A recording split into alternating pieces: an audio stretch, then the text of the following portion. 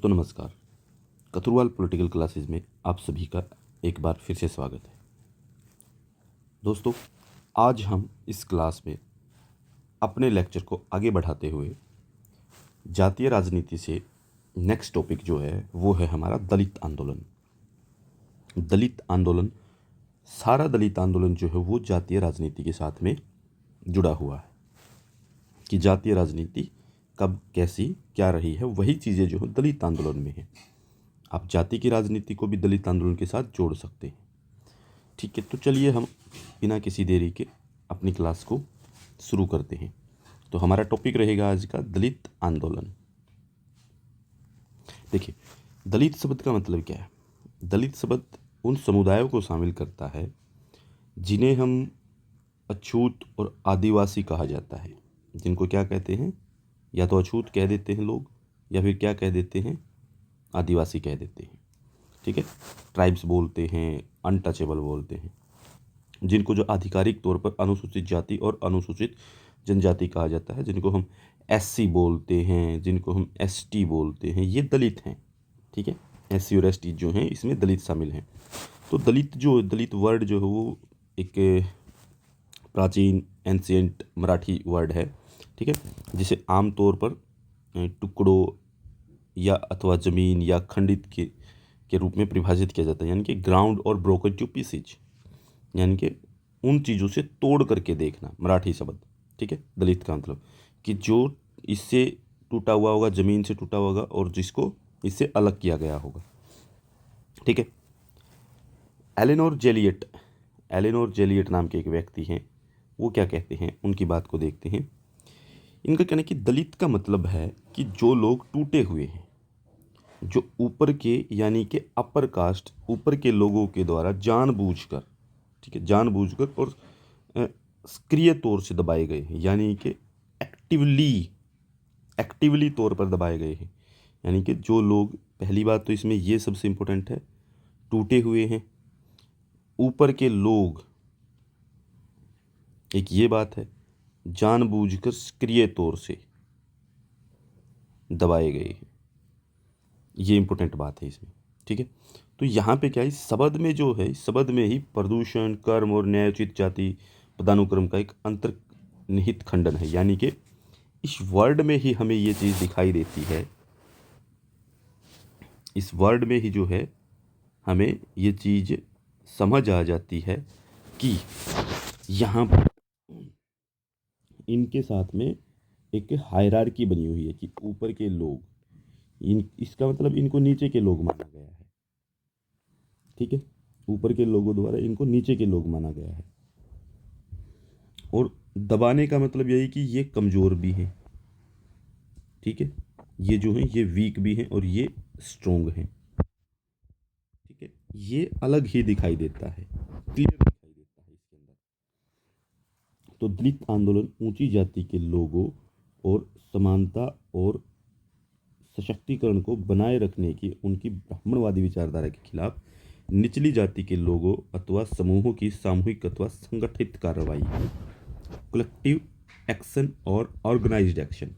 यानी कि दलित आंदोलन हम किसे कहेंगे, दलित आंदोलन वो है जो अपर कास्ट के लोगों के खिलाफ, अपर कास्ट के लोगों के खिलाफ समानता के लिए, सशक्तिकरण के लिए और इस ब्राह्मणवादी विचारधारा के खिलाफ किसकी लड़ाई है, जो निचली जाति के लोग हैं, जिनको दबा करके रखा गया, जिनको कमज़ोर समझा गया, जिनको जानबूझ के नीचे रखा गया। तो इनकी ये सामूहिक लड़ाई है, इकट्ठे होकर लड़ते हैं, संगठित होकर लड़ते हैं।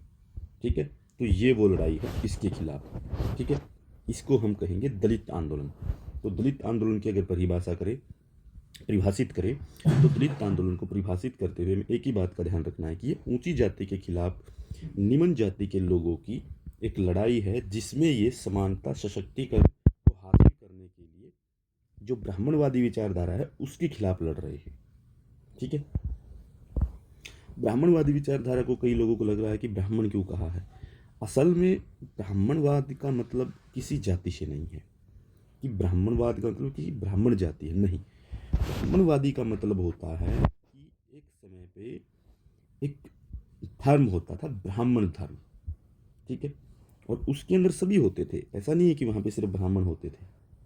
तो इसमें क्या होता है, ब्राह्मण धर्म में क्या होता था कि वहाँ पर कुछ लोग अपने आप को सुपीरियर समझते हैं इस विचारधारा के अनुसार, ठीक है।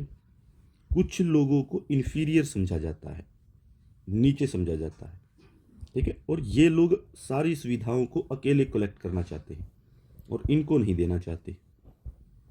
तो जिसके इस तरह के विचार हैं, अपने आप को सुपीरियर समझना, दूसरे को कमज़ोर नीच समझना, उसको कहते हैं ब्राह्मणवाद, ठीक है। उसको कहते हैं ब्राह्मणवाद, ठीक है। चलिए, कुछ व्यक्ति हैं जिनकी कुछ किताबें हैं, जिन कुछ वर्क किया है इसके ऊपर। रजनी कोठारी के बारे में देखते हैं। ये कहते हैं दलितों का उदय और जाति पर एक नई बहस, इनका एक आर्टिकल है, ठीक है। इनका एक आर्टिकल है, दलितों का उदय और जाति पर एक नई बहस, ये एक आर्टिकल लिखा है। पार्था चटर्जी ने भी जो है एक आर्टिकल लिखा है, एक किताब लिखी है पूरी की पूरी, पार्था चटर्जी ने, भारत में राज्य और राजनीति, भारत में राज्य और राजनीति, ठीक है। मॉरिस जोन्स ने भी लिखी ना, स्टेट पॉलिटिक्स इन इंडिया, वो भी है। इसके बाद है M.S.A. राव, M.S.A. राव, सामाजिक आंदोलन और सामाजिक परिवर्तन, दो पिछड़े वर्ग आंदोलनों का एक अध्ययन, किताब है पूरी की पूरी। इसके बाद है भोपाल दस्तावेज, 21वीं सदी के लिए दलितों के लिए एक नया पाठ्यक्रम बदलना, ठीक है। ये वाला डॉक्यूमेंट जो है ये इम्पोर्टेंट है। ये सारी चीज़ें जो है, ये जो आपके सामने आए हैं, ये आपको याद कर लेना, ये बहुत इम्पोर्टेंट है। जैसे कि ये बहुत इम्पोर्टेंट है, ये बहुत इम्पोर्टेंट है, ठीक है। ये सबसे इम्पोर्टेंट है दो चीज़। इसके बाद दलित आंदोलन किस टाइप का दिखाई देता है, उसके टाइप क्या क्या हैं, कैसे दिखाई देगा। घनश्याम साहा ने 1980s में अपनी एक किताब लिखी थी, सोशल मूवमेंट्स इन इंडिया, ठीक है। घनश्याम साहा 1980s में अपनी एक किताब लिखते हैं, सोशल मूवमेंट्स इन इंडिया। और यहाँ पे वो इसको जो है दलित आंदोलन को क्लासीफाई करते हैं दो तरीके से। एक वो करते हैं रिफॉर्मेटिव मूवमेंट, यानी कि सुधारवादी आंदोलन। दूसरा वो करते हैं वैकल्पिक आंदोलन, अल्टरनेटिव मूवमेंट, ठीक है। तो यहाँ पे दो तरीके से घनश्याम साहा ने जो है इनको डिवाइड किया। घनश्याम साहा की किताब जरूरी है याद करना, ठीक है। इसके बाद क्या है, सुधारवादी आंदोलन के अंदर क्या कहते हैं ये,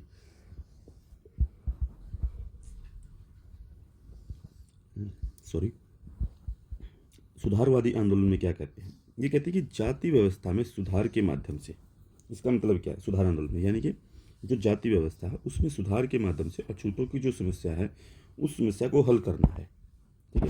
यानी कि जाति व्यवस्था के अंदर सुधार करना, हमें जाति व्यवस्था जो वो गलत है उसके अंदर सुधार करना है। तो सुधारवादी आंदोलन में जो वो धर्म, यानी कि हिंदुइज्म की जो हम बात करते हैं, हिंदुइज्म को एक संप्रदाय के रूप में अलग करने के आधार पर सुधार की कोशिश की जाती है। यानी कि यहाँ पे जो हिंदुइज्म है उसमें सुधार करने की कोशिश की जाएगी कि हम जो है क्या करते हैं, जाति को मानना बंद कर देते हैं और हम जो है अपने वेदों की तरफ लौट चलते हैं, वेदों की बात करते हैं, न्यो वेदांता की बात करते हैं, भक्ति की बात करते हैं, इस तरीके से बात करेंगे फिर ये, ठीक है। लेकिन धर्म को मानेंगे और वर्ण व्यवस्था जो है उसको मानेंगे। सुधारवादी लोगों का ये एजेंडा है, इसमें सुधारवादी जो आंदोलन होगा वो इस तरीके से होगा, ठीक है। इस आंदोलन में देखिए आगे है भी ये चीज़, इसको इस तरीके से क्लासीफाई भी किया गया, जैसे भक्ति मूवमेंट है, भक्ति मूवमेंट, ठीक है, कि हम जो है इसको सुधार करें भक्ति मूवमेंट के थ्रू। न्यो वेदांता की फिलोसफी है, संस्कृताइजेशन है, कि हम एक दूसरे को, जैसे न्यो वेदांता में क्या है कि हम जो है डेमोक्रेसी लेकर के आएँ और वर्ण व्यवस्था के अंदर आएँ, हम जाति व्यवस्था को तोड़ दें। उसके बाद संस्कृतिकरण है,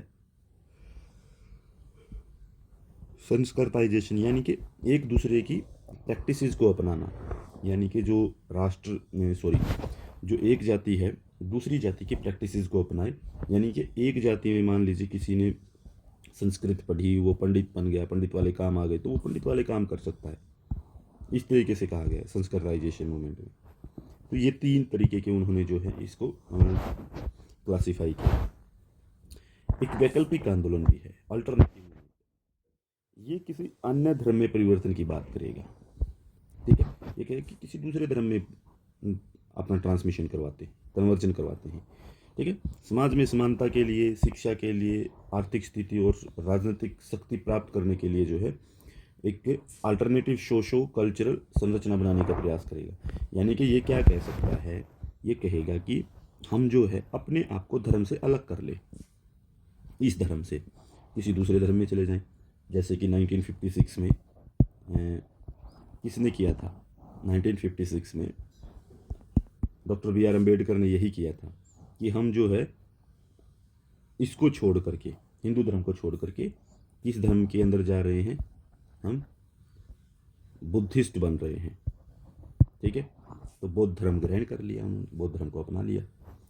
ये है एक तरीका।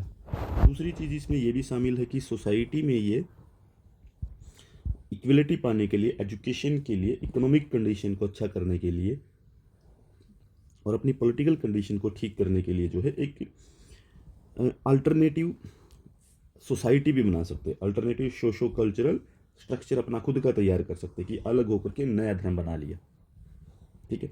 उसको भी अल्टरनेटिव कहा जाता है कि ये भी जो है एक अलग तरीका है, ठीक है, दलित आंदोलन का। तो इसमें क्या है, दो चीज़ें, धर्मांतरण यानी कि कन्वर्जन मूवमेंट है, ठीक है। दूसरा धार्मिक या धर्मनिरपेक्ष आंदोलन, रिलीजियस और सेकुलर, यानी कि सभी के लिए बराबर के अधिकारों की बात हो जाएगी। तो अब चलते हैं नेक्स्ट पे, भारत में दलित आंदोलन कैसे क्या रहे, कब और कैसे रहे। तो भारत में अगर हम बात करें, दलित आंदोलन जो है एक स्ट्रगल है जो ऊंची जातियों के सामाजिक, सांस्कृतिक और यानी कि जो उच्च जातियां हैं उनका जो सोशो कल्चरल हेजमनी है उसको तोड़ने का प्रयास, उसके ऊपर हमला है, ठीक है, उसके ऊपर अटैक है ये दलित आंदोलन, ठीक है। एक स्ट्रगल है, उसके खिलाफ स्ट्रगल है, हमला तो नहीं कह सकते, लेकिन उसके खिलाफ बड़ा स्ट्रगल है कि सोशो कल्चरल हेजमनी के खिलाफ में, ठीक है। और समाज का वो वर्ग जो उत्पीड़ित है, ठीक है, वो अपनी इक्वलिटी हासिल करने के लिए जो है वो हमेशा कोशिश करता रहता है। तो आपको याद रखना है कि जो सोशल मूवमेंट है, जो दलित आंदोलन है भारत में, वो किसके खिलाफ है, वो ऊंची जातियों के खिलाफ है। और उनकी कौन सी चीज़ के खिलाफ है, उनकी जो है सोशो कल्चरल हेजमनी, उसके खिलाफ एक बड़ा स्ट्रगल है, ठीक है। दलितों का बड़ा स्ट्रगल है, जिसमें जो है जो दलित हैं, उत्पीड़ित वर्ग जो है वो सम्मान हासिल करने की कोशिश करता है सोसाइटी के अंदर, ठीक है। तो दलितों ने जो है अधीनता और भेदभाव के खिलाफ, ठीक है, दो तरीकों से विरोध करना शुरू किया। यानी कि इसके खिलाफ में दो तरीके अपनाए उन्होंने, एक अपनाया शांतिपूर्वक विरोध, दूसरा अपना सशस्त्र संघर्ष। दलितों को कुछ बुनियादी अधिकार प्रदान करने के लिए जो है शांतिपूर्वक और सशस्त्र, यानी कि कुछ ने सोचा कि शांतिपूर्वक तरीके से, कॉन्स्टिट्यूशनल तरीके से विरोध प्रदर्शन करके समानता हासिल करते हैं और इनकी हेजमनी को तोड़ते हैं। कुछ ने सोचा कि हथियार उठाते हैं, ये ऐसे मानेंगे नहीं, इनको फोड़ना शुरू करते हैं। कुछ ने ऐसा सोचा, ठीक है। तो दलितों को कुछ बुनियादी अधिकार प्रदान करने के लिए डॉक्टर बी आर अम्बेडकर ने बहुत पहले एक पहल की थी। उन्होंने संवैधानिक तरीका अपनाया, संवैधानिक या कानूनी रास्ता चुना था। डॉक्टर बी आर अम्बेडकर इसका मतलब इस तरीके में शामिल थे। फिर शुरुआत में जो है दलितों के उत्थान के लिए शुरू किए गए आंदोलन की प्रकृति सारी की सारी सुधारात्मक थी। जो स्टार्टिंग में हुई, जब शुरू में दलितों के लिए बात आई, तो शुरुआत में उनकी क्या थी, रिफॉर्मेटिव उनका नेचर देखने को मिलता था हमें, रिफॉर्मेटिव नेचर के मूवमेंट हुए। बाद में जो आंदोलन हुए वो प्रकृति में उनकी चेंज आ गया, उनके नेचर में चेंज आता चला गया। जैसे ज्योतिबा फुले और डॉक्टर बी आर अम्बेडकर जैसे कुछ प्रमुख दलित लीडर हुए हैं जिन्होंने दलित आंदोलन को एक नई दिशा दी, ठीक है, ज्योतिबा फुले और डॉक्टर बी आर अम्बेडकर। तो अभी देखते हैं सामाजिक धार्मिक आंदोलन और दलित, यानी कि ये जो सुधारात्मक वाले आ गए। दलित आंदोलन का शुरुआत कहाँ से होती है, सामाजिक धार्मिक आंदोलन और दलित क्या है। दलित आंदोलन के उद्भव का अगर पता करना है तो ये सामाजिक धार्मिक आंदोलन से पता चलेगा, यानी कि सोशो रिलीजियस मूवमेंट जो है उनसे हमें पता लग सकता है कि दलित आंदोलन का जन्म कहाँ से होता है। तो इन आंदोलनों में जो है भविष्य के आंदोलनों के लिए एक आधार तैयार किया, इन्होंने बेस तैयार किया, ठीक है, इन आंदोलनों ने, ये जो मूवमेंट हुए, इन मूवमेंट्स ने जो है भविष्य के लिए एक बेस तैयार किया। वो कैसे तैयार किया? जैसे कि समय समय पर क्या है कि सामाजिक धार्मिक सुधार आंदोलन होते रहे। आप जब देखेंगे 1873 में ज्योतिबा फूले जो हैं अपनी जाति से एक माली थे, यानी कि माली जाति थी उनकी। इन्होंने एक समाज बना, सत्यशोधक समाज, ठीक है, एक संघ की स्थापना की, सत्यशोधक समाज संघ की स्थापना की, ठीक है। इन्होंने कहा जिसमें जाति पर ध्यान दिए बिना आदमी की कीमत पर जोर दिया गया। यानी कि इन्होंने कहा कि हम जाति के ऊपर बात नहीं करेंगे, हम व्यक्ति की वैल्यू पे बात करेंगे, व्यक्ति क्या काम कर सकता है उसके ऊपर। फिर केरल में श्री नारायण ने जो है एक मूवमेंट चलाया था केरल के अंदर, धर्म परिपालन आंदोलन। ये याद रखना बहुत इंपॉर्टेंट है, ये धर्म परिपालन आंदोलन। ये जो फैक्ट आ रहे हैं अब ये याद करने ज़रूरी है। एग्ज़ाम नज़दीक है तो सबसे ज़रूरी क्या, फैक्चुअल चीज़ें याद कर ले, और क्रोनोलॉजिकल जो चीज़ें हैं वो ज़रूरी है याद करनी आपके लिए, कि जितना क्रोनोलॉजिकल याद करेंगे, जितना फैक्चुअल याद करेंगे, और जितना चीज़ें रिलेटेड हैं, छोटी छोटी चीज़ें हर एक थिंकर की, हर एक व्यक्ति की, हर एक यूनिट की जो मोटी मोटी चीज़ें हैं, आर्गूमेंट हैं छोटे छोटे, वो याद करने अब तो वही ज़रूरी है। तो श्री नारायण जो हो धर्म परिपालन आंदोलन चलाते हैं। इन्होंने क्या है, इझावा लोगों को आत्मसम्मान, कौन से लोगों को, इझावा लोगों को आत्मसम्मान के साथ साथ ऊंची जातियों के धार्मिक, आर्थिक, शैक्षिक और राजनीतिक प्रभुत्व को चुनौती दी। यानी कि आत्मसम्मान की बात की इझावा लोगों के लिए, और ऊंची जातियाँ जो हैं उनके धार्मिक, आर्थिक, शैक्षिक और राजनीतिक जो प्रभुत्व है, उनका जो डोमिनेंस है, उसको जो है एक चुनौती पेश की। तो इन्होंने विरोध प्रदर्शन का सहारा लिया, यानी कि इन्होंने क्या किया, विरोध प्रदर्शन करने शुरू किए, ठीक है। ये इनका एक तरीका था। फिर दलित आंदोलन के मुद्दे क्या थे, दलित आंदोलन ने किन किन मुद्दों पे काम किया है, ठीक है, और उसके क्या प्रकार रहे हैं, ठीक है। पहली ये रहा है उपनिवेश और उत्तर उपनिवेश काल में, यानी कि एक तो कॉलोनियल टाइम पीरियड में और उसके बाद में पोस्ट कॉलोनियल टाइम पीरियड में जो है दलित आंदोलन जो है वो एक ही समस्या के आसपास घूमता दिखाई देगा, ठीक है, जिसमें समस्या ये होगी कि छुआछूत की समस्या, यानी कि छुआछूत की जो समस्या है, जो अनटचेबिलिटी है, उसके खिलाफ ज़्यादा ये आंदोलन हमें दिखाई देगा, ठीक है। तो ज़्यादा किसके खिलाफ दिखाई देगा, एक छुआछूत की जो समस्या है उसके खिलाफ हमें दिखाई देगा, ठीक है, ये मूवमेंट। तो इसमें क्या कि एक और समस्या होती है, एक और समस्या जो है वो चुनावों में, सरकारी नौकरियों में, कल्याणकारी कार्यक्रमों में आरक्षण बढ़ाने के लिए, ये भी एक समस्या उभर करके आती है। देखो, जब हम उपनिवेशिक काल में देखते हैं तो ये समस्या सामने आती है हमारे सामने, की अनटचेबिलिटी की समस्या थी, उसके खिलाफ लड़ना था। जैसे ही हम पोस्ट कॉलोनियल होते हैं, जैसे ही हम आज़ाद होते हैं, उसके तुरंत बाद हमें आती है चुनावों के अंदर पार्टिसिपेशन की, सरकारी नौकरियों में पार्टिसिपेशन की, वेलफेयर प्रोग्राम्स में जो है रिजर्वेशन प्रोग्राम्स को आगे चलाने की, ठीक है, ये बात आती है। रजनी कोठारी ने 1994 में कहा कि शिक्षा, रोजगार और विशेष अधिकार के मुद्दे भारत में दलित आंदोलन की प्रमुख रणनीति है। यानी कि रजनी कोठारी 1994 में लिखते हैं कि दलित आंदोलन के मुख्य मुद्दे क्या हैं, वो हैं एजुकेशन, एम्प्लॉयमेंट और कुछ स्पेशल राइट्स। ये मेन मुद्दे रहे, इन मुद्दों की बात की है रजनी कोठारी ने कि ये दलित आंदोलन के मुख्य मुद्दे हैं। तो हम एक चीज़ देखना चाहेंगे कि आज़ादी से पहले कौन से मूवमेंट हुए। ये टेबल जो है ये आपके लिए बहुत इंपॉर्टेंट है, ठीक है। ये जो टेबल बनाई गई है ये इसीलिए बनाई गई कि आप इसको अच्छे से समझ सके। देखिए, आज़ादी से पहले दलित आंदोलन कौन से हैं, आज़ादी से पहले क्या क्या आंदोलन रहे हैं, कौन से आंदोलन रहे, ये बहुत ज़रूरी है समझना। तो देखिए, मूवमेंट कौन सा, सबसे पहले तो सत्यशोधक मूवमेंट शुरू किसने किया, ज्योतिबा फुले ने इसकी फाउंडेशन की 1873 में महाराष्ट्र के अंदर। याद रखना, ज्योतिबा फुले महाराष्ट्र से, ठीक है। किस चीज़ के लिए, for emancipation of low caste, मतलब कि जो नीची जातियां हैं उनको मुक्ति दिलाने के लिए, किससे, अनटचेबिलिटी एंड विडोज, यानी कि जो अछूत की समस्या है, अछूत वाली समस्या है, और जो विडो हो जाती हैं, मतलब कि जिनके पति मर जाते हैं, जो विधवा हो जाती हैं, उनके खिलाफ में, ठीक है, यानी कि विधवा विवाह, विधवाओं की समस्या, विधवाओं को मुक्ति दिलाने के लिए, और दूसरा काम था अनटचेबल्स के, यानी कि अछूत समस्या से मुक्ति दिलाने के लिए। तो दो काम करने थे उनको, ठीक है। तो कास्ट, लोअर कास्ट को, स्पेशली लोअर कास्ट के लिए ये दो काम करने थे इस मूवमेंट में। दूसरा शुरू होता है self respect movement. Self respect movement, इसको स्वाभिमान आंदोलन भी कहा जाता है। ये शुरू होता है ईवी रामास्वामी नाइकर, पेरियार जिसको आप कहते हैं, पेरियार का आप लोगों ने नाम सुना होगा। 1925 में इरोड वेंकट रामास्वामी नाइकर, ठीक है।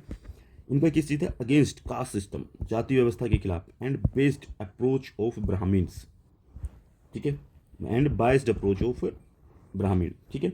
तो ये किसके खिलाफ है, जो बायस्ड अप्रोच है ब्राह्मणिज्म की, यानी कि ब्राह्मणवादी विचारधारा के खिलाफ, और जो कास्ट सिस्टम है उसके खिलाफ ये एक मूवमेंट था, ठीक है। कहाँ पे, कुडी अरासू जर्नल इनके नाम से एक निकाला जाता था, वाज स्टार्टेड बाय पेरियार 1910 में। तो कुडी अरासू नाम से इनका एक जर्नल आता था 1910 में, जो निकलना शुरू हुआ था, ठीक है। तो कुडी अरासू जर्नल भी जो है वो यहाँ पे जोड़ लेना है, जो इसकी बात करते हैं। इसके बाद आता है depressed class movement. Depressed class movement, Mahar movement भी बोलते हैं इसको, महार मूवमेंट भी बोलते हैं। इसको शुरू किया था बी आर अम्बेडकर ने 1924 में, ठीक है। किस चीज़ के लिए, for the upliftment of depressed class, यानी कि जो दबे कुचले लोग हैं उनको अपलिफ्ट करने के लिए जो ये मूवमेंट शुरू किया गया था। किस चीज़, एक चीज़ और थी, किस चीज़ के और भी खिलाफ था ये था अगेंस्ट अनटचेबिलिटी, अनटचेबिलिटी के भी खिलाफ था। उसके बाद depressed class institution was found in 1924, ठीक है। डिप्रेस्ड क्लास इंस्टीट्यूशन भी खोला गया इनके द्वारा। डिप्रेस्ड क्लास अलग से जो है एक इंस्टीट्यूशन चलाया गया, एक संस्था खोली गई 1924 में। और फिर इसके बाद establishment of scheduled caste federation in 1942। तो शेड्यूल कास्ट फेडरेशन बनाई गई 1942 में, the propagate their views on depressed class, ठीक है। तो डिप्रेस्ड क्लास का जो व्यू है उसको जानने के लिए, उसको प्रेजेंट करने के लिए, उसको प्रोपगेट करने के लिए 1942 में कास्ट फेडरेशन इन, मतलब कि शेड्यूल कास्ट फेडरेशन जो वो 1942 में खोला गया है डॉक्टर बी आर अम्बेडकर के द्वारा। ये जो इंस्टीट्यूशन बताए गए, ये जो चीज़ें खोली गई है, ये आपको तीनों पता होनी चाहिए, ठीक है। तो ये मूवमेंट था आज़ादी से पहले। आज़ादी के बाद का जो आंदोलन है वो क्या आंदोलन है, वो है दलित आंदोलन। देखिए, आज़ादी के बाद में क्या है, दलित बौद्ध आंदोलन कहा जाता है, दलित बौद्ध आंदोलन, जिसे नव बौद्ध आंदोलन के रूप में भी जाना जाता है आज़ादी के बाद में, ठीक है। जब हम आज़ाद हो गए, जब हम फ्री हो गए, इंडिया इंडिपेंडेंट हो गया, तो इंडिपेंडेंस के बाद में जो है दलित बौद्ध आंदोलन होता है शुरू, जिसे एक धार्मिक और साथ ही साथ भारत में दलितों के बीच एक सामाजिक राजनीतिक आंदोलन भी कहा जाता है। इसको नवबौद्ध आंदोलन को लीड किया था बी आर अम्बेडकर के ने, ठीक है। तो बी आर अम्बेडकर के द्वारा इसको जो है वो शुरू किया जाता है। इसमें धर्म की फिर से आलोचना की जाती है, ठीक है। और यहाँ पे एक नए धर्म को अपनाने की बात की जाती है, नया धर्म बनाने की। इसको कहा गया नया धर्म। यहाँ पे जो है डॉक्टर बी आर अम्बेडकर ने जो है एक नए धर्म की बात की, वो कि नवयाना नामक बौद्ध धर्म का एक नया स्कूल बनाया गया, एक नया स्कूल बनाया गया, यानी कि पंथ बनाया गया एक किस्म से आप ये कह सकते हैं कि बौद्ध धर्म का एक नया पंथ बना, जिसका नाम रखा इन्होंने, क्या नाम रखा, नवयाना, ठीक है। तो आपको याद रखना है, इन्होंने नाम रखा नवयाना, ठीक है। तो नवयाना नाम जो है वो आपको याद रखना है। बौद्ध धर्म का एक नया स्कूल बनाया, जिसका अर्थ है नया वाहन, ठीक है, जिसका मतलब है नया वाहन। तो इस आंदोलन की शुरुआत होती है 1956 में डॉक्टर बी आर अम्बेडकर ने, ठीक है, अपने लगभग 5 लाख समर्थकों के साथ में, ठीक है, 5 लाख समर्थकों के साथ में इन्होंने जो है ये शुरुआत की थी। इन्होंने जो है हिंदू धर्म को छोड़ दिया था उस समय पे। इसके बाद दलित पैंथर आंदोलन, दलित पैंथर आंदोलन जो वो शुरू हुआ। ये इंपॉर्टेंट आंदोलन आने शुरू हो गए हैं आज़ादी के बाद के। दलित पैंथर आंदोलन या दलित पैंथर्स जो है वो एक सामाजिक संगठन है। दलित पैंथर जो है एक सोशल संगठन है, ठीक है। क्या है दलित पैंथर जो है, दलित पैंथर एक सामाजिक संगठन है, ठीक है। तो जो जातीय भेदभाव का मुकाबला करना चाहिए, जातीय भेदभाव के खिलाफ लड़ रहा है, और इसका नाम, इस संगठन में जो है नामदेव ढसाल और जेवी पवार, ये 2 व्यक्ति इसके अंदर मेन लीडर हैं, ठीक है। नामदेव ढसाल और जेवी पवार जो है 29 मई 1972 इस दिन इसको जो है महाराष्ट्र के अंदर बनाया जाता है, महाराष्ट्र में इसको इस्टेब्लिश किया गया। ठीक है, तो इस आंदोलन की शुरुआत जो है, आंदोलन की शुरुआत जो 1970s के दशक में से 1980s के दशक तक चलती है। ठीक है, तो दलित पैंथर्स जो है वो किससे प्रभावित था? ये था ब्लैक पैंथर्स पार्टी से प्रेरित है। ब्लैक पैंथर नाम की एक पार्टी है जो कि एक सोशलिस्ट मूवमेंट को लीड करती है। ब्लैक पैंथर जो है वो एक सोशलिस्ट मूवमेंट को लीड कर रही थी, जो कहाँ पे, जो अफ्रीकी अमेरिकियों के खिलाफ नस्लीय भेदभाव का मुकाबला करने की मांग करती है। यानी कि अमेरिका के अंदर जो है एक ब्लैक पैंथर्स नाम से पार्टी है जो कि अमेरिका के अंदर जो अफ्रीका के लोग रहते हैं उनके खिलाफ जो नस्लीय भेदभाव है, यानी कि जो उनके खिलाफ में किस चीज़ का भेदभाव है, रंग के आधार पे भेदभाव है, ठीक है, रेस के आधार पे भेदभाव है, उसके खिलाफ जो है आंदोलन करती है। ठीक है, उस भेदभाव को ख़त्म करने के लिए जो है ये काम करती थी ब्लैक पैंथर। तो इसी से दलित पैंथर उभर करके आता है। ठीक है, दलित पैंथर इयक्कम, दलित पैंथर्स इयक्कम एक भारतीय सामाजिक आंदोलन है। दलित पैंथर इयक्कम भारतीय सामाजिक आंदोलन जो एक राजनीतिक पार्टी भी है, जो क्या है, एक पॉलिटिकल पार्टी भी है जो तमिलनाडु में सक्रिय तौर पे काम करती है। आपको याद रखना है दलित पैंथर जो है वो एक संगठन के तौर पे कहाँ पे काम करता है। ठीक है, उसने मूवमेंट कहाँ शुरू किया? महाराष्ट्र के अंदर। ठीक है, और अगर हम बात करें दलित पैंथर्स इयक्कम, ये है तमिलनाडु में। ठीक है, और एक पॉलिटिकल पार्टी भी है, social movement plus political party. आपको याद रखना है दलित पैंथर्स इयक्कम। ठीक है, तो ये भी जो है ये कास्ट डिस्क्रिमिनेशन को ख़त्म करने की बात करता है। और दलित पैंथर्स इयक्कम का जो गठन है, इसको जो बनाने की बात है वो 1982 में की गई।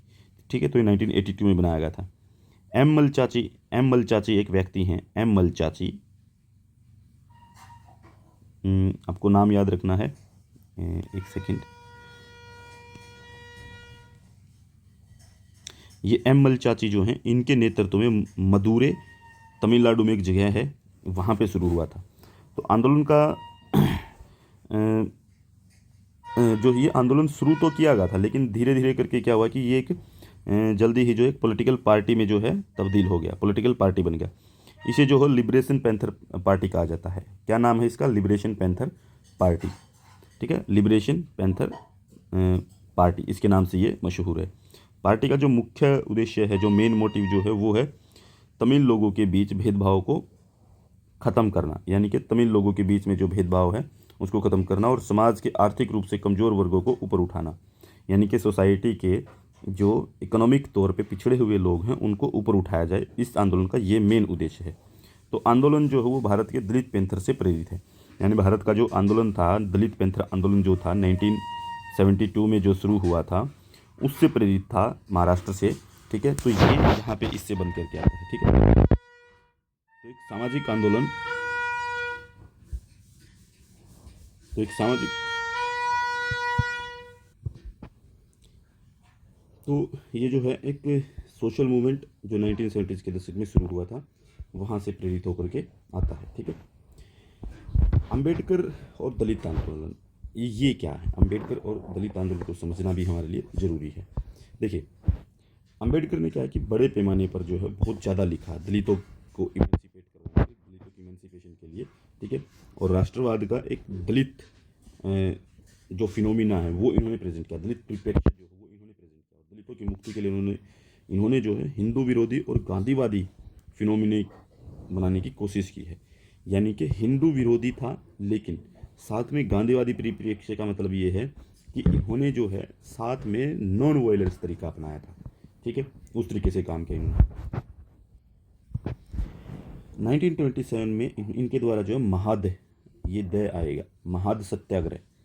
1927 में महाद सत्याग्रह इनके द्वारा शुरू किया जाता है, जिसमें इन्होंने जो निचली जातियां हैं उनको सार्वजनिक कुओं से पानी निकालने के लिए जो है अनुमति देने की कहा था, कि जो निचली जातियां उनको जो पब्लिक वॉल हैं, यानी कि जितने भी सार्वजनिक कुएं हैं उनके ऊपर से पानी लेने की अनुमति मिलनी चाहिए। ठीक है, उनको रोका जाता था पहले, तो इन्होंने कहा कि नहीं, इनको पानी लेने देना चाहिए। तो उच्च जातियों के फैसले के खिलाफ इन्होंने जो है विरोध किया। ठीक है, तो उच्च जातियाँ उनको नहीं लेने देती थी, तो उस फैसले का इन्होंने विरोध किया। तो उन्होंने अछूतों के लिए साथ जो है एक टैंक के पानी का इस्तेमाल किया।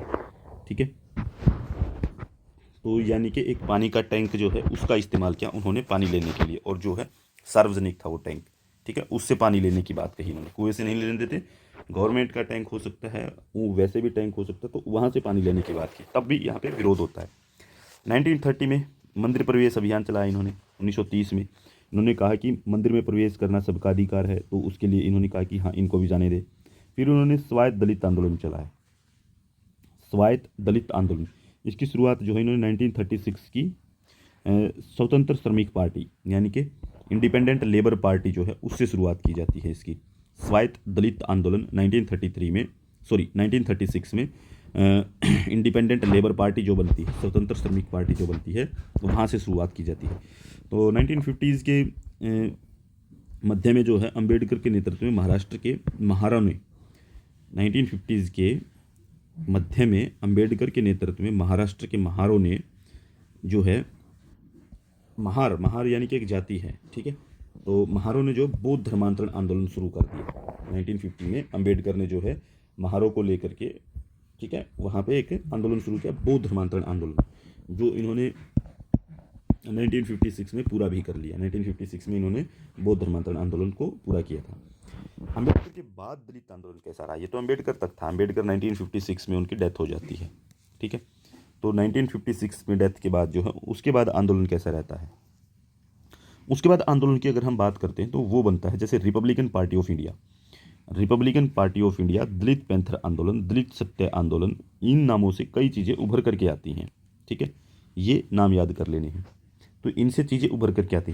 1972 में जो है कुछ दलित युवक थे, कुछ दलित युवाओं ने जो है एक मजबूत समूह देश में बनाने की कोशिश की, जिसमें बहुत सारे दलित समूहों का एक मंच तैयार करने की कोशिश की। बहुत सारे दलित समूहों को, बहुत सारे दलित कम्युनिटीज़ को, बहुत सारे दलित संगठनों को एकजुट करके, ठीक है, और सिविल राइट्स के लिए और न्याय के लिए संघर्ष करने वाले बहुत सारे जो काम करने वाले संगठन थे उनको एक साथ लेके आया गया, और यहाँ पे नया आंदोलन शुरू किया, दलित पैंथर आंदोलन।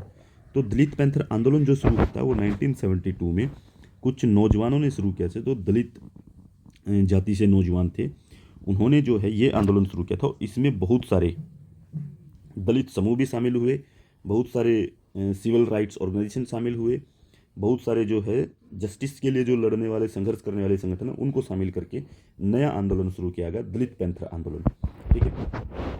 दलित पैंथर आंदोलन के मुख्य नेता जो हैं, वो मुख्य लीडर जो हैं नामदेव इशाल और राज ढले, ठीक है, ये इसके मेन लीडर थे।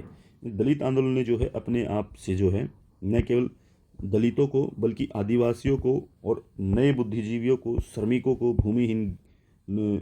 भूमिहीनों को जिनके पास ज़मीन नहीं है, लेबर को, पुअर लोगों को, किसानों को, महिलाओं को, और सोसाइटी के जो अन्य जितने भी एक्सप्लॉइटेटिव सेक्शन हैं सोसाइटी के, उन सभी को अपने अंदर शामिल कर लिया।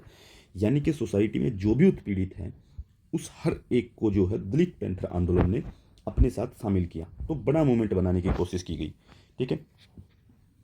दलितों और उनके अधिकार पर अगर बातचीत ने जो है, मतलब दलितों और उनके अधिकारों की बातचीत ने जो बाद में एक बड़ी पूरी की पूरी वर्ल्ड वाइड पहचान ली, ठीक है, पूरी की पूरी जो वर्ल्ड वाइड एक पहचान ली और एक नए चरण में प्रवेश किया, ठीक है, एक नए फेज में जो है वो उन्होंने स्टेप किया, ठीक है, नया फेज शुरू हुआ यहाँ से। इसे नस्लीय भेदभाव उन्मूलन और मानवाधिकार वॉच प्रकाशन पर संयुक्त राष्ट्र की, देखिए नस्लीय भेदभाव उन्मूलन, ये पूरी एक रिपोर्ट है।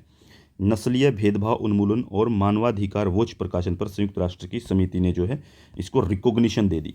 The UN committee on the elimination of racial discrimination and human rights watch publication, ये पूरी की पूरी यूएन की एक कॉन्फ्रेंस या कमेटी लगा लीजिए, या इसको एक पत्रिका लगा लीजिए, ठीक है।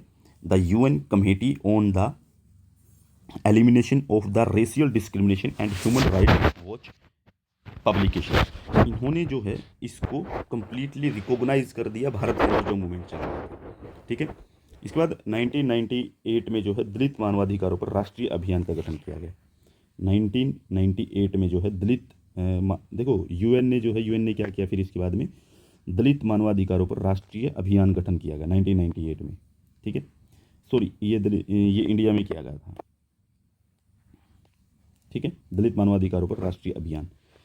तो अगर हम कहें कि कंप्लीटली ये कहें कि इसका कंक्लूजन क्या किया जा सकता है, तो कंक्लूजन के तौर पे हम कह सकते हैं कि दलित आंदोलन, जिसका मुख्य उद्देश्य क्रांतिकारी सामाजिक परिवर्तन लाना है, को अभी एक लंबा रास्ता तय करना है, अभी बहुत समय लगेगा।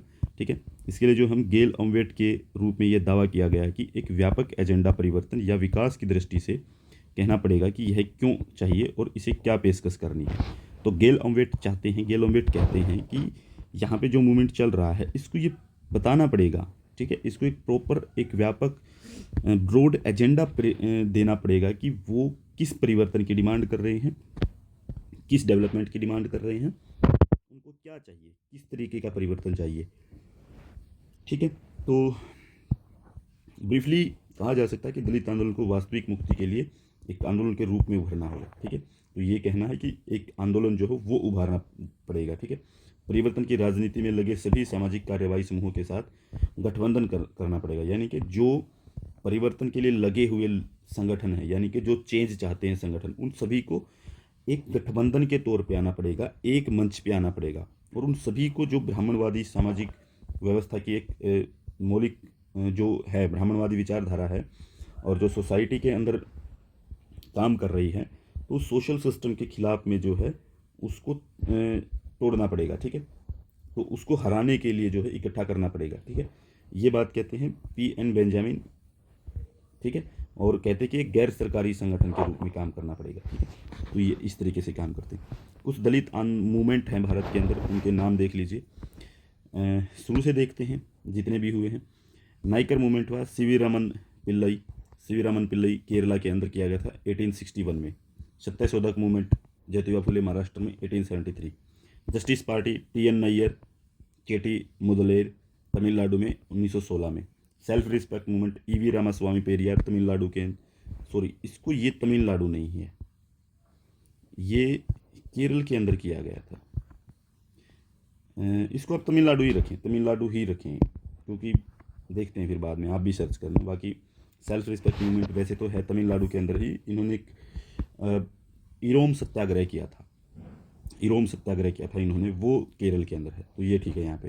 फिर है महार मूवमेंट, अंबेडकर ने महाराष्ट्र में शुरू किया 1924 में। फिर है दलित बुद्धिस्ट मूवमेंट, अंबेडकर के द्वारा जो है वो महाराष्ट्र में 1956 में। ठीक है, 1956 में। फिर Dalit panther movement, Namdev Dhasal and J.V. Pawar. ठीक है, नामदेव ढसाल एंड J.V. पवार महाराष्ट्र में 1972 में। ठीक है, 1972 में, इसको याद रख लेना है। ठीक है, तो ये मूवमेंट हुए हैं दलित मूवमेंट भारत में। इसके बाद एक मूवमेंट हुआ दलित पैंथर मूवमेंट, जो है मलाचमामी। ठीक है, मलाचामी जो है उन्होंने शुरू किया था तमिलनाडु में 1982 में। दलित पैंथर लक्ष्य और एक दलित पैंथर लक्ष्य और दलित पैंथर मूवमेंट दोनों अलग अलग हैं। ठीक है, तो ये हुए। इसके बाद हमारे शुरू होते हैं कुछ जनजातीय मूवमेंट।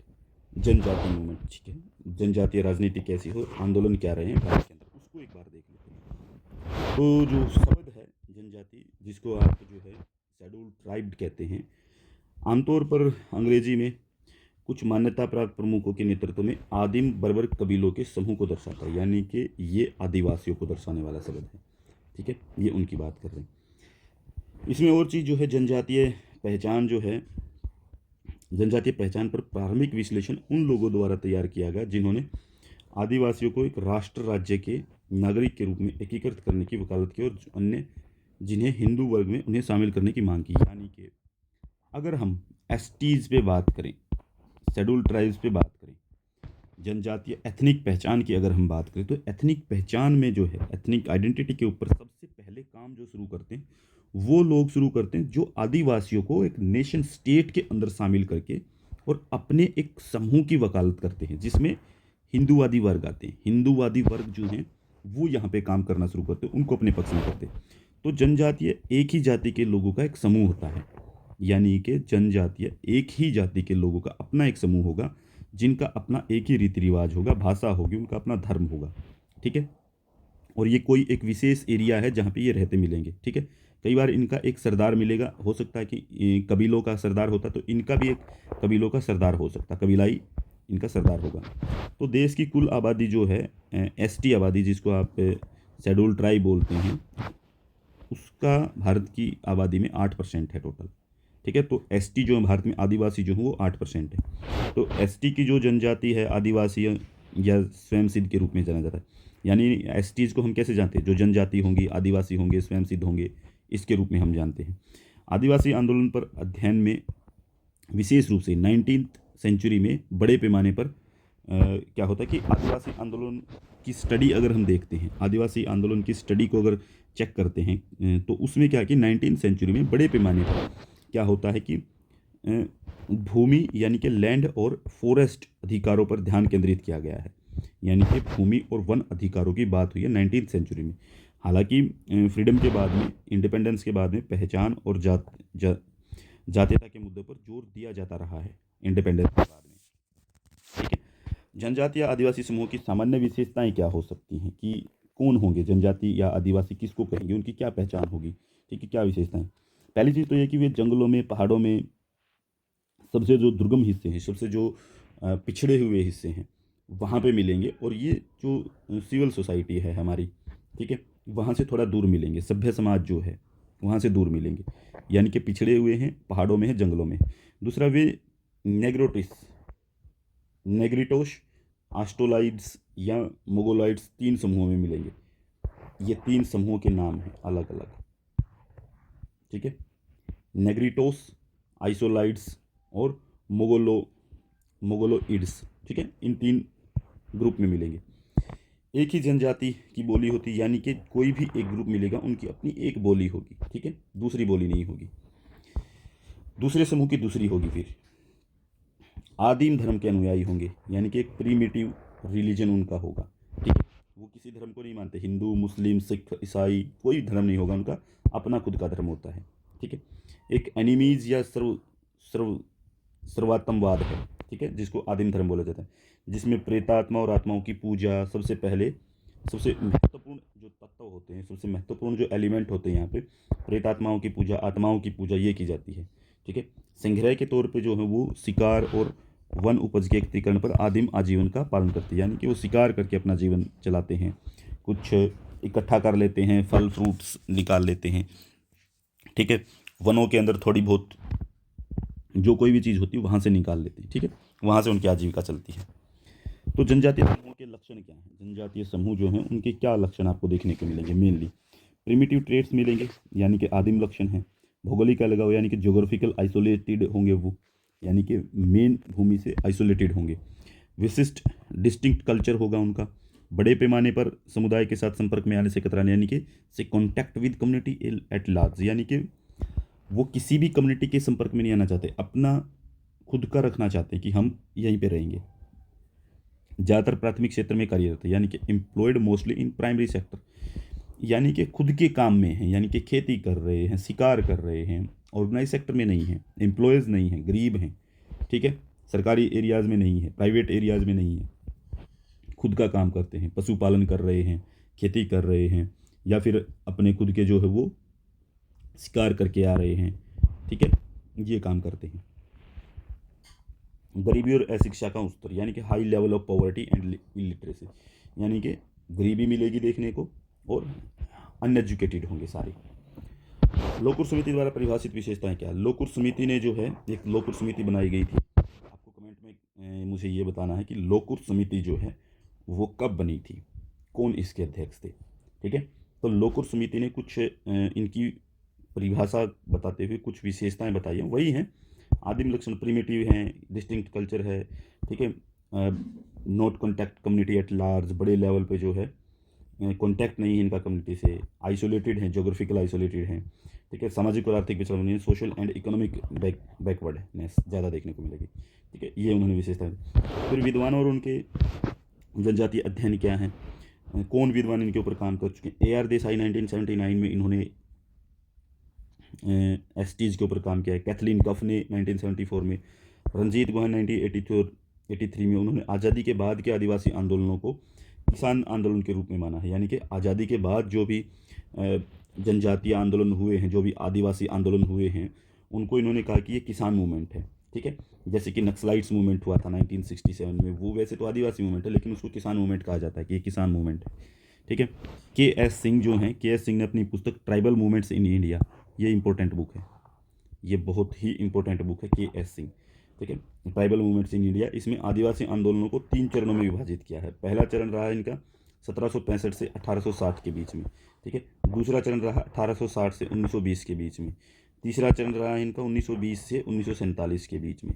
तो ये 3 फेज रहे हैं इनके आंदोलन के। 3 फेज में जो है के सिंह ने अपनी book tribal movements in India, इसके अंदर बताया है कि आदिवासी आंदोलन इसके ये मूवमेंट रहे हैं। एस एन दुबे जो है 1982 में उत्तर पूर्व में जनजातीय आंदोलन, ये इनकी किताब है। उत्तर पूर्व में जनजातीय आंदोलनों को 4 श्रेणियों में वर्गीकृत करते हैं, यानी कि 4 कैटेगरीज में बताते हैं। ठीक है, ये कहते हैं कि धार्मिक और सामाजिक सुधार आंदोलन। ठीक है, एक तो ये कहते हैं कि धार्मिक और सामाजिक सुधार आंदोलन रहे हैं। ठीक है, आंदोलनों की बात कर रहे हैं, जनजातीय आंदोलनों की। Religious and social reforms movement, अलग राज्य के लिए आंदोलन, यानी कि मूवमेंट्स ऑफ सेपरेट स्टेट, यानी कि एथनिक आधार पर स्टेट बने हैं। विद्रोही मूवमेंट, इंसर्जेंस मूवमेंट, ठीक है, विद्रोह करते हुए मूवमेंट रहे हैं। ठीक है, उत्तर पूर्वी राज्यों की बात हो रही है, नॉर्थ ईस्ट स्टेट जो हैं भारत के, जिनके अंदर जो है आप इन स्टेट्स को लेते हैं।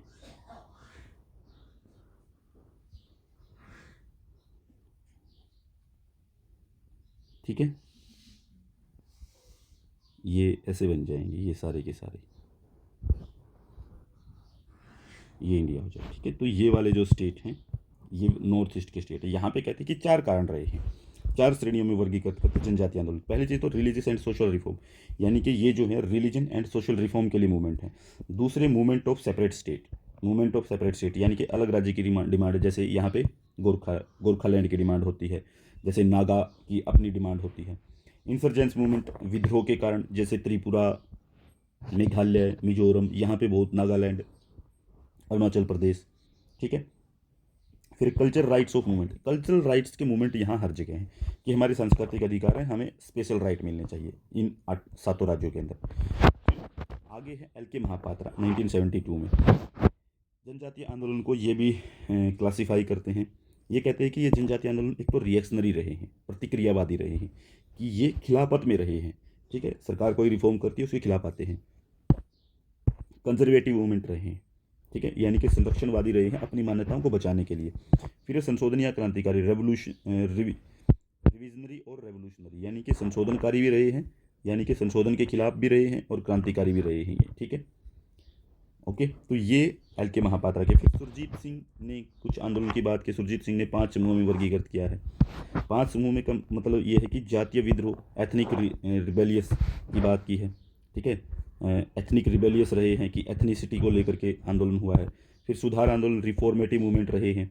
भारतीय संघ के भीतर राजनीतिक स्वायत्ता, यानी कि ऑटोनॉमी विद इन इंडिया, यानी कि भारत के अंदर ही अपनी ऑटोनॉमस डिमांड रही है कि भारत के अंदर ही हमें स्वायत्ता मिले, भारत के अंदर ही रहेंगे, अलगाव नहीं करेंगे, बाहर से अलग नहीं होंगे, लेकिन भारत के अंदर हमें अपने अधिकार हो, हमने अपनी पावर यूज़ करने का अधिकार हो। फिर अलगाववादी मूवमेंट भी रहे हैं, सेक्शनिस्ट मूवमेंट, ठीक है, सक्सेसनिस्ट मूवमेंट भी रहे हैं। ठीक है, इसके बाद किसान अशांति, यानी कि एग्रेरियन अनरेस्ट भी रहा है इन मूवमेंट्स के अंदर।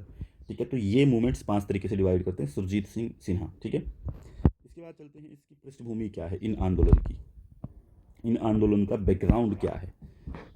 ठीक है, बैकग्राउंड में अगर हम जाते हैं तो बैकग्राउंड में जैसे कि प्लासी और बक्सर के युद्ध के बाद है। प्लासी और बक्सर का युद्ध जो हुआ था, ठीक है, कब हुआ था, 1761 और 1764।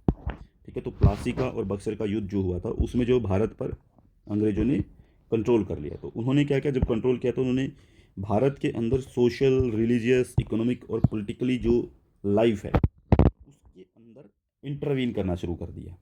ठीक है, social, economic, religious, political life के अंदर इंटरवीन करना शुरू करते हैं अंग्रेज।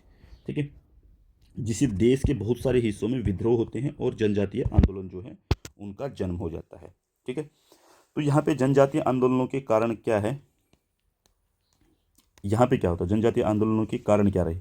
पहली चीज़ तो ये रहा कि अंग्रेजों ने फॉरेस्ट लॉ लेकर आए, वन कानून जिसको आप बोलते हैं, फॉरेस्ट लॉ लेकर के आते हैं। इससे क्या है कि इनका जीवन प्रभावित होता है।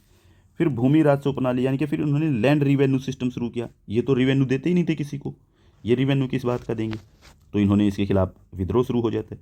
बलात् श्रम, फॉरेस्ट लेबर, यानी कि यहाँ पे लेबर करवाई गई इन लोगों से, आदिवासियों से ज़बरदस्ती लेबर, तो ये ज़बरदस्ती काम करवाने वाली बात पे विद्रोह शुरू होता है। आदिवासी आवास क्षेत्रों का अधिग्रहण, यानी कि जहाँ पे आदिवासी रहते हैं उनको जो है एक्वायर कर लिया गया, तो इनको अपनी जगहों से हटा रहे थे, तो इसलिए इनका विद्रोह हुआ कि हमारी जगह से हमें क्यों हटाया जा रहा है। फिर धार्मिक मामलों में हस्तक्षेप, धर्म परिवर्तन, यानी कि इनके खुद का जो धर्म था, इनकी जो खुद की मान्यताएं थी, उनको हटा करके अपने धर्म में कन्वर्ट करवाना इनको, ठीक है। तो रिलीजियस कंजर्वेशन जो है उसके खिलाफ भी इन्होंने जो है कन्वर्जन जो है उसके खिलाफ भी मूवमेंट होता है। अर्थव्यवस्था की गिरावट, फिर ये हो रहा है कि इन अंग्रेजों के आने से क्या है कि इनकी इकोनॉमी डाउन पड़ रही है, इनका सारा रोजगार जाता रहा, इनके अधिकार खत्म हो गए, वन के अंदर काम नहीं करने दिया गया, रिवेन्यू देना पड़ा, फोर्स लेबर हो गई, इनके कारण जो है इनकी इकोनॉमी डाउन पड़ जाती है, ये गरीबी में चले जाते हैं, बहुत ज़्यादा गरीब हो जाते हैं फिर, ठीक है, इस तरीके से। फिर जनजातीय आंदोलनों का वर्गीकरण क्या है। प्रकृति के आधार पर 4 वर्गों में हम नेचर के आधार पे हम इसको 4 टाइप में क्लासिफाई कर सकते हैं। जैसे कि पहला, राजनीतिक स्वायत्ता और राज्य के गठन की मांग करने वाले आंदोलन, नागा और मिजोरम के अंदर, यानी कि अपनी पॉलिटिकल ऑटोनॉमी के लिए और नए राज्य की डिमांड के लिए आंदोलन हुए हैं नागा और मिजोरम में। इसके बाद है मिजोस नाम से आंदोलन, ये मिजोस नया राज्य बनाया जाए, ठीक है, नागा नया राज्य बनाया जाए। किसान आंदोलन रहे हैं, ये किसानों के विद्रोह हैं, जैसे कि 1967 का पूरा जो है वो नक्सलाइट मूवमेंट। वन आधारित आंदोलन जो है, वन आधारित यानी कि अपने वनों को बचाने के लिए। उसके बाद जितना भी ये जो किसान आंदोलन था, नक्सलाइट मूवमेंट, ये धीरे धीरे वनों की तरफ बढ़ता चला गया कि इनका एक ही मकसद होता है, इनका नारा होता है जल जंगल जमीन, ठीक है। तो इनका ये नारा होता है नक्सलाइट्स मूवमेंट में कि नदियाँ हमारी हैं, जंगल हमारे हैं, खेत हमारे हैं, ये इस तरीके से बात करते हैं, ठीक है। इसके बाद है सामाजिक धार्मिक और या सामाजिक सांस्कृतिक आंदोलन, ठीक है, सामाजिक धार्मिक या सामाजिक सांस्कृतिक आंदोलन। ये राजस्थान के जो भील हैं, भीलों के जो भगत आंदोलन, भीलों के अंदर एक भगत आंदोलन चलता था, उस आंदोलन की बात है जो सामाजिक सांस्कृतिक आंदोलन था, सामाजिक धार्मिक आंदोलन था। ब्रिटिश काल के दौरान जनजातीय आंदोलन कैसे रहे हैं, ब्रिटिश काल के दौरान जनजातीय आंदोलन वो कैसे रहे हैं। राजमहल पहाड़ियों के मेहर का विद्रोह हुई है 1772 में, राजमहल पहाड़ियों के मेहर का विद्रोह 1772, कोल विद्रोह 1831, इसके बाद संथाल विद्रोह 1855, भोक्ता विद्रोह या रा विद्रोह, दो नाम है, रा और भोक्ता, ठीक है, 1857 में होता है। सरदारी या मूली लड़ाई, ठीक है, या बिरसा मुंडा आंदोलन भी कहते हैं, इसको 1900 में शुरू होता है। ये के.एस. सिंह ने जो है इन्हें सहस्त्राब्दी आंदोलन कहा है, के.एस. सिंह जो हैं वो इसको सहस्त्राब्दी आंदोलन कहते हैं, ठीक है, ये आपको ध्यान रख लेना है, क्या कहते हैं इसको कहते हैं सहस्त्राब्दी आंदोलन, ठीक है। कौन कहते हैं, के.एस. सिंह, ये आपको नाम याद रखना है। इसके बाद कुछ इंपॉर्टेंट मूवमेंट रहे हैं जिनके ऊपर डिस्कशन कर लेते हैं, महत्वपूर्ण जनजातीय आंदोलन जिनको डिटेल में थोड़ा करने की कोशिश करते हैं। तो ये हैं खासी विद्रोह मेघालय, ठीक है, मेघालय के अंदर 3 जातियां हैं, गारो, खासी, जयंती, ठीक है। तो खासी विद्रोह है, खासी एक जनजाति है, खासी हिल्स जो है असम और मेघालय के अंदर रहते हैं, ठीक है। 1829 टू 1832 तक चलता है। ईस्ट इंडिया कंपनी ब्रह्मपुत्र घाटी को सिलहट से जोड़ने वाली सड़क का निर्माण करना चाहती थी, यानी कि ईस्ट इंडिया कंपनी जो है वो ब्रह्मपुत्र घाटी जो है उसको सिलहट से जोड़ने वाली एक सड़क बना रही थी, तब ये विद्रोह होता है, ठीक है। मैदानी इलाकों में बड़ी संख्या में मजदूरों को इन क्षेत्रों में लाया गया। यहाँ पे क्या हुआ कि बाहर के लोगों को यहाँ पे काम करने के लिए लाया गया, तो इन्होंने कहा कि बाहर के लोग कैसे आ सकते हैं यहाँ पे, हमारी ज़मीन छिन जाएगी, ठीक है। अजनबियों को दूर हटाने के लिए जो है गारो, खासी और खपीटस और सिंगा, ये 4 जनजातियाँ इकट्ठी होती हैं, ठीक है। और तिराक सिंह एक व्यक्ति थे, तिराक सिंह के नेतृत्व में जो है ये विद्रोह शुरू होता है, खासी विद्रोह मेघालय, ठीक है। 1833 तक जो है अंग्रेजों ने इस विद्रोह को दबा दिया, क्योंकि अंग्रेजों के पास हथियार थे, आधुनिक हथियारों से लैस थे, ठीक है, गोलियां थी, पिस्तौल थी, ठीक है, तोप थी, तो विद्रोह दबाना आसान था। ठीक है, ये याद रखना जरूरी है कि कब से कब तक होता है, इसके लीडर कौन थे। ठीक है, सबसे जरूरी है। फिर खोड़ विद्रोह उड़ीसा के अंदर 1837 से 1856 तक चलता है, काफ़ी लंबा। कारण था कि मानव बलि का निषेध, यानी कि इनके ऊपर कानून बना दिया गया कि आप जो है ह्यूमन मानव बलि नहीं दे सकते। ठीक है, वन कानूनों का भूमि राज्य प्रणाली, ठीक है, वन कानूनों का जो है यानी कि फॉरेस्ट लॉ बना दिए गए और वहाँ पे रिवेन्यू सिस्टम शुरू किया, वो देने से मना किया और कहा कि हम मानव बलि देते हैं तो हम तो देंगे, हमारी मान्यता है। ठीक है, इसको रोक दिया गया मानव बलि को अंग्रेजों ने, तो इन्होंने कहा कि हम नहीं रुकेंगे, तुम कौन रोकने वाले। तो ये लंबा विद्रोह चलता है। इसके नेता थे चक्र बिश्नोई, बिश्नोई नहीं, चक्र बिसोई, चक्र बिसोई। ठीक है, इसके बाद है संथाल विद्रोह। संथाल विद्रोह शुरू होता है झारखंड के अंदर, 1855 में शुरू होता है। कारण था इसका ब्रिटिश भूमि राजस्व कानून, यानी कि यहाँ पे भी ब्रिटेन के द्वारा जो है ब्रिटिश लैंड रिवेन्यू एक्ट आया था, ब्रिटिश लैंड रिवेन्यू एक्ट आया था। ठीक है, और यहाँ पे जबरन श्रम भी करवाने की बात थी, फोर्स्ड लेबर भी शुरू की गई। ठीक है, और आदिवासियों का इससे क्या है कि ज़्यादा एक्सप्लॉइटेशन हो रहा है, तो उन्होंने इससे मना कर दिया। इसके नेता थे कान्हू, सीधो, चांद और भैरव संथाल। ये इंपॉर्टेंट है, आपको याद रखना है। 1855 में अपने आप को इन्होंने इंडिपेंडेंट घोषित कर दिया कि हम अंग्रेज़ों से इंडिपेंडेंट हैं।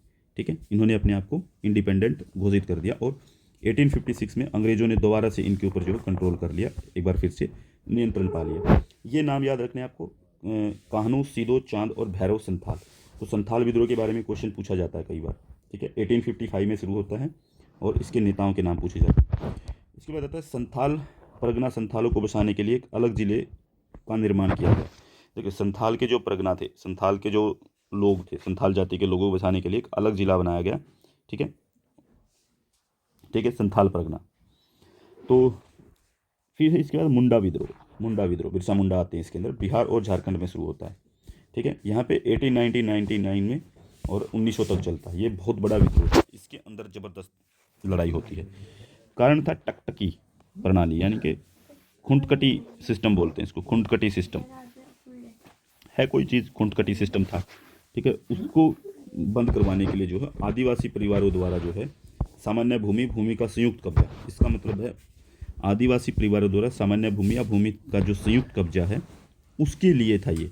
ठीक है, वो बना रहना चाहिए। तो जमींदारी की प्रणाली को फिर से शुरू किया गया, यानी कि जो जमींदारी प्रणाली जो है उसको फिर से शुरू किया गया। इससे आदिवासियों के बीच जो है क्या हो रहा था, देखो पहले तो ये था इनके बीच में कि आदिवासी परिवारों का खुद की भूमि थी, खुद की ज़मीन थी और उनका अपने आप में जो है वो कलेक्टिव रूप में जो है उसके ऊपर अधिकार होता था।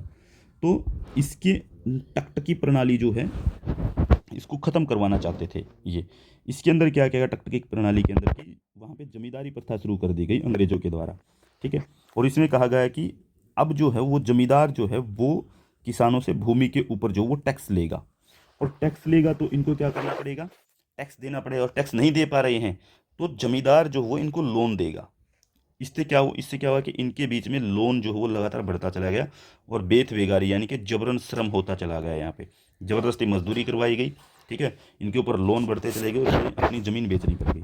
तो ये यहाँ पे समस्या आ गई। इसके नेता थे बिरसा मुंडा, इसके खिलाफ बिरसा मुंडा। तो बिरसा मुंडा को 1900 में पकड़ लिया गया, 90s। ठीक है, और उसको मार दिया गया। ठीक है, जिससे आंदोलन समाप्त हो गया। बहुत बड़ा विद्रोह मुंडा विद्रोह, इसका नाम याद रखना 1899 में। संथाल विद्रोह, मुंडा विद्रोह, ये नाम याद। इसके बाद है रंपा विद्रोह, आंध्र प्रदेश में शुरू था। रंपा विद्रोह 1922 से 1924 तक चलता है आंध्र प्रदेश के अंदर। कारण था सदासवन अधिनियम और बलात्श्रम, यानी कि यही चीज़ है कि वनों के लिए कानून बन रहे हैं और बलात्श्रम, बलात्श्रम का मतलब कि फोर्स लेबर। इसके नेता हैं अल्लूरी सीताराम राजू, ये इनके लीडर थे।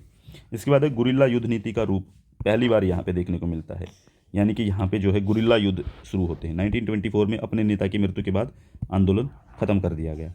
ठीक है, इसके बाद आंदोलन जो है वो धीरे धीरे ख़त्म हो गया। तो गुरिल्ला युद्ध नीति जो वो यहाँ पे देखने को मिलती है। फिर नागा आंदोलन मणिपुर में शुरू होता है। नागा आंदोलन ये क्या है कि यह जड़ी नाग के नेतृत्व में, जड़ी नाग नाम के एक व्यक्ति हैं, जड़ी नाग के नेतृत्व में ये शुरू होता है और विशुद्ध पूरा का पूरा पॉलिटिकल, कंप्लीटली जिसको हम कह सकते हैं ये पॉलिटिकल मूवमेंट है। हालांकि इनकी मृत्यु के बाद जो है एक युवा महिला आदिवासी नेता हैं, इनकी डेथ हो गई। ठीक है। एक महिला आदिवासी नेता जो हैं वो इस मूवमेंट को फिर बाद में जो है वो चलाती हैं, जिनका नाम है रानी गाइदनल्यू। रानी गाइदनल्यू, इन्होंने जो इसको लीडरशिप दी, उन्होंने इसको चलाया। और इन्होंने जो है वो जो सविनय अवज्ञा आंदोलन था महात्मा गांधी जी का, उसमें भी कम्प्लीटली पूरे तौर पे कम्प्लीटली भाग लिया था इन्होंने कि हम सविनय अवज्ञा आंदोलन में साथ रहेंगे। और वन कानूनों और भूमि राजस्व कानूनों का उल्लंघन किया गया, यानी कि जो वन कानून बनाए गए थे और भूमि राजस्व यानी कि जो टैक्स रिवेन्यू, फॉरेस्ट लॉ, ये जो बनाए गए थे, इनको इन्होंने तोड़ा, इन कानूनों को। सविनय अवज्ञा आंदोलन का मतलब ही ये था कि हम कानून तोड़ेंगे, जो कानून गलत है। तो इन्होंने भी वही काम किया कि हम जो है इस कानून को तोड़ेंगे, ठीक है, इन्होंने इन गलत है। इसके बाद होता है ताना भगत आंदोलन, झारखंड के अंदर छोटा नागपुर क्षेत्र के ओरांव का आंदोलन है। ये छोटा नागपुर के क्षेत्र के ओरांव का आंदोलन है। पहले करुया धर्म आंदोलन के रूप में जाना जाता था। क्या नाम है?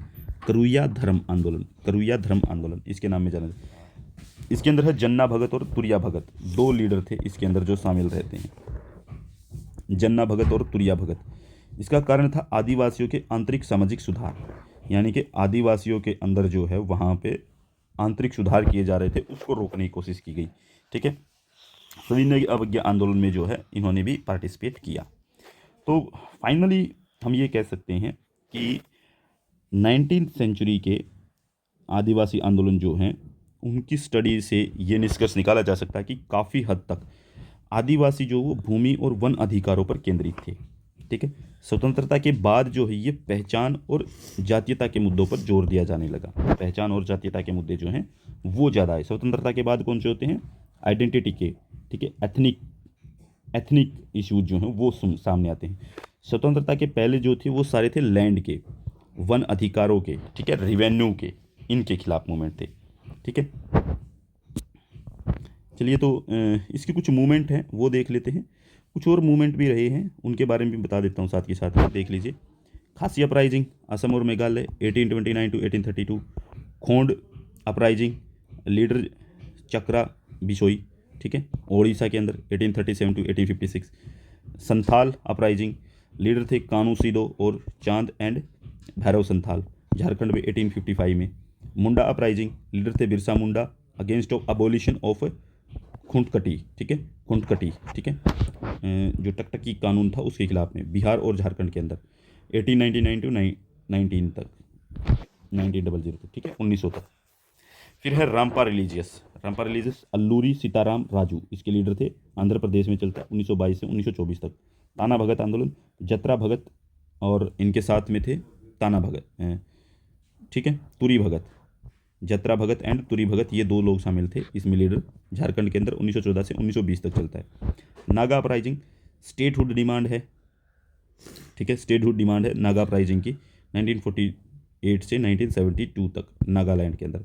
मिजो अपराइजिंग, स्टेटहुड डिमांड है, यानी कि स्टेट, अलग स्टेट की डिमांड है मिजोरम के अंदर 1966 में। एक मूवमेंट और है, ठीक है, सॉरी, एक मूवमेंट और लिख सकते हैं जो कि जनजातीय मूवमेंट है, नक्सल मूवमेंट। नक्सल मूवमेंट शुरू होता है, ये भी जो है ज़्यादातर इनकी भी स्टेटहुड डिमांड ही रहती है, ठीक है। तो स्टेटहुड डिमांड जो है वो भी इनकी रहती है। वैसे तो इसको जो है ये फार्मर्स मूवमेंट भी बोलते हैं, फार्मर्स मूवमेंट, ठीक है, ठीक है, फार्मर्स मूवमेंट भी इसको कहा जाता है। और ये शुरू होता है, नक्सलबाड़ी गांव है एक, नक्सलबाड़ी गांव था एक, नक्सलबाड़ी गांव है पश्चिम बंगाल के अंदर, ठीक है, वेस्ट बंगाल के अंदर एक गांव है। और 1967 में जो है ये शुरू हुआ था, 1967 में शुरू हुआ था, ठीक है। तो इन लोगों ने मिल करके, यहाँ पे कुछ किसान थे, किसानों ने मिल करके शुरुआत की थी। और यहाँ पे शुरू ऐसे हुआ था कि किसानों के ऊपर जो है वो पत्ता टैक्स बढ़ा दिया गया, मजदूरी नहीं दी जा रही थी। तो इसके कारण जो है पत्ता टैक्स और मजदूरी के कारण जो है जो जमींदार लोग थे और जो इन्होंने क्या किया, कानून का सहारा लेने की कोशिश की, नक्सल्स ने, सॉरी नक्सल कह रहे हैं पहले ही इनको। तो इन्होंने क्या किया कि कानून का सहारा लेने की कोशिश की, लेकिन पुलिस ने मदद नहीं की, न्यायालय ने इसकी मदद नहीं की, कोर्ट ने डिसीजन ये दे दिया कि हाँ ये ज़मीन जो है नक्सल्स की, जो ये आदिवासी हैं इनकी हैं और उसको देना चाहिए, तो वो भी नहीं दिया गया और पुलिस उसको दिलवा नहीं रही। जमींदार वहाँ पे खूब आराम से ऐश काट रहे हैं और इनके ऊपर अत्याचार हो रहे हैं। तो इन्होंने क्या किया कि हथियार उठा लिए और जितने जमींदार थे यहाँ पे नक्सलबाड़ी गांव में, जितने भी जमींदार थे, सबको गोली मार दी। और पुलिस स्टेशनों को आग लगा दी। पुलिस स्टेशन कुछ नहीं कर सके तो जंगलों में आ गए वापस। अब ये खुला विद्रोह शुरू हो गया यहाँ से, ठीक है। तो 1967 में इन्होंने जो है ये रिबेलियन पार्ट शुरू हुआ इंडिया के अंदर, बहुत बड़ा रिबेलियन पार्ट है जो आज तक ख़त्म नहीं हुआ है, ठीक है। ये चल ही रहा है, इसकी डिमांड लगातार चेंज होती रही है, ठीक है। तो स्टेटहुड की डिमांड धीरे धीरे बढ़ती चली गई। पहले ये किसान मूवमेंट था, फिर स्टेटहुड डिमांड आ गई, अब अलग डिमांड आ गई है कि हम अलग रहेंगे। अब इनकी डिमांड जो है वो धीरे धीरे बदल करके इकोनॉमिक हो गई हैं कि हम इकोनॉमिक तौर पे डेवलप होने चाहिए। इनकी अब डिमांड हो गई है डेवलपमेंटल, ठीक है। तो डेवलपमेंटल डिमांड जो है वो अब शुरू हो गई हैं। तो ये नक्सलबाड़ी मूवमेंट भी आपको याद रख लेना 1967 में शुरू होता है, ठीक है। इसके लीडर हमेशा बदलते रहे हैं, कोई एक लीडर इनका नहीं रहा है अभी तक का, ठीक है। तो आपको जो है कुछ चीज़ें निकाल करके भी देख लेनी है नक्सलबाड़ी मूवमेंट के बारे में, कुछ चीज़ें मैं भेज दूंगा, ठीक है। तो आप लोग जो है इसको तैयार कर लीजिए, ठीक है। आज की क्लास में इतना ही करते हैं, मिलते हैं नेक्स्ट क्लास में, तब तक के लिए धन्यवाद।